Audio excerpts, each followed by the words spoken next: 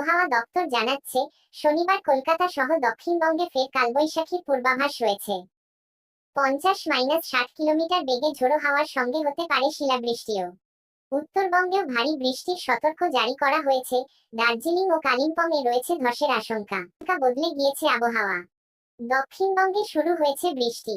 সেদিন সন্ধ্যায় কালবৈশাখীর সাক্ষী ছিল কলকাতা ও শহরতলির মানুষেরা। আজ শনিবার ফের আছে কালবৈশাখীর পূর্বাভাস। জেনে নিন ভিজবে কোন কোন জেলা। হাওয়া অফিস সূত্রে খবর, শনিবার কলকাতা সহ দক্ষিণবঙ্গের সমগ্র জেলায় হালকা থেকে মাঝারি বৃষ্টি হতে পারে। সকাল থেকে আকাশ থাকবে মেঘলা, সঙ্গে বইবে ঝোড়ো হাওয়া, এমনই জানিয়ে দিয়েছে হাওয়া অফিস।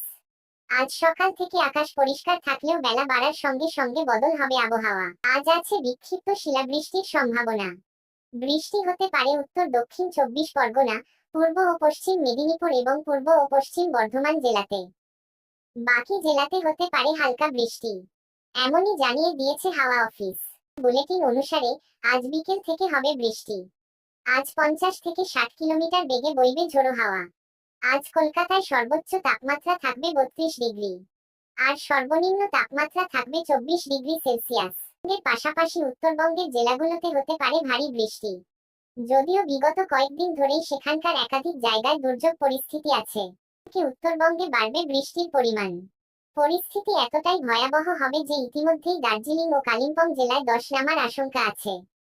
জলপাইগুড়ি, আলিপুরদুয়ার ও কোচবিহারে ভারী বৃষ্টির সম্ভাবনা আছে।